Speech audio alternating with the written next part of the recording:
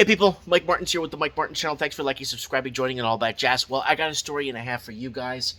I'm going to just kind of throw it out there. But today I was reminiscing, and I'm going to show you what I was reminiscing on today. Here it is, folks. I was just affordable land and homes in America. And you can't even build any of this stuff in Canada for less than $250,000, sorry. And just affordable, looking at different areas across America, and Americans have it so good. I wish Americans understood how good they have it. $60,000, $85,000, $180,000 homes, lots with decent land. Look at them with price cuts too. Anyways, I was reminiscing on that, but I want to talk about what is happening in Ontario. Ontario, Canada, just approved the largest rent hikes in a decade, further entrenching inflation.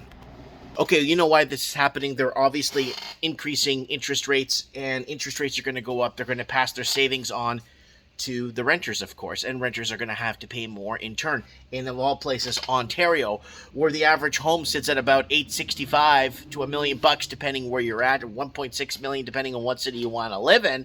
Unfortunately, that's not the good old USA. This is Canada, where you could pay an incredible amount of property tax just to live on that land. And now renters, again, it goes back to the video. You're damned if you do and you're damned if you don't. Do you own? And if you do, they'll tax you to death. And if you don't own and you rent, they're going to get you through rent. So how do you get by? Is your job paying you 12% more starting tomorrow? I don't think so. Okay, so this is what the article is reading. It's from our friends over at Better Dwelling. Ontario is about to experience more real estate pressure in the form of higher rents. The Government of Ontario released its annual rent guideline for 2023. The guideline covers the maximum increase most tenants can experience in 1 year. With the inflation at 40-year high, it's hardly surprising to see that the guideline at a decade high. However, rent is also a component of inflation, right? I should have mentioned that earlier. It is a component of inflation, and the hikes will help entrench the high growth. This will make it even more difficult to bring inflation back to a target range. Again, we are looking now with this, they're going to have to raise interest rates to a a nominal rate. We covered that on the channel. I think it's in this video here. Rate hike takes nation by surprise. Now, I wanted to throw this up because interest rates were raised 5 years ago, and then they brought them back down right away. But I kind of want to throw that out there because it's kind of important, because when they do raise interest rates, the rents get hit. Ontario landlords allowed to hike rents the most in a decade. Ontario's rental guideline is making up for lost time, doubling last year's maximum. Landlords can hike rents 2.5 points in 2023, following the 1.2% increase in 2022. It's the highest guideline has allowed since 2013, a full decade prior. So there's a little video here from Better Dwelling. There it is. That's what it is right there. So they're basically maxing it right out to the max, and there's the 2013 right there. You could kind of compare it. And so new supply is largely exempt from any rent controls, and a maximum that's more like a minimum. So understanding the guidelines' maximum impact the cost isn't as straightforward as many think. Many people assume if those renters see a guideline of 1.2%, that's how much rent will grow for the market. StatsCan Consumer Price Index CPI shows Ontario's annual rent growth was 5.6% in May.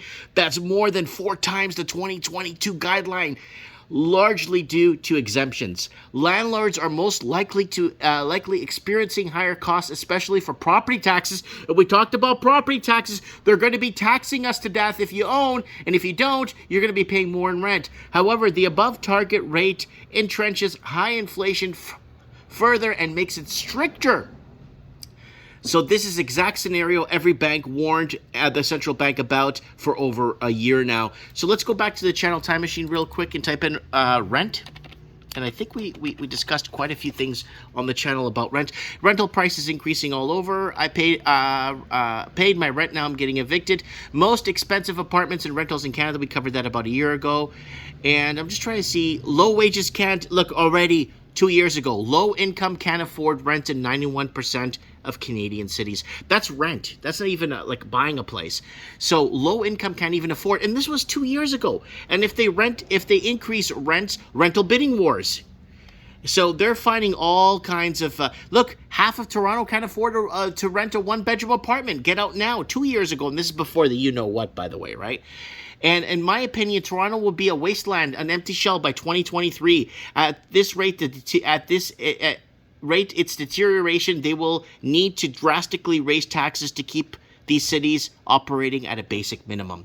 So there it is right there. I kind of wanted to throw that out because it's very, oh, look at this. 3 years ago, $2,056 rent for a one-bedroom unit. It's considered affordable housing in Canada. Anyways, guys, that's a little wrap up there for people that are renting. You're damned if you do and you're damned if you don't. So how do you get by? You own? They're going to tax you to death. I'm paying $4,300 for 2 stoplights in my town for property tax.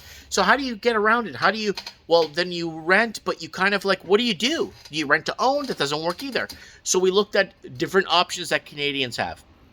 They need to free our land. They need to unlock this crown land BS and actually become a freehold society where we could buy and trade and live a life like our friends in America do.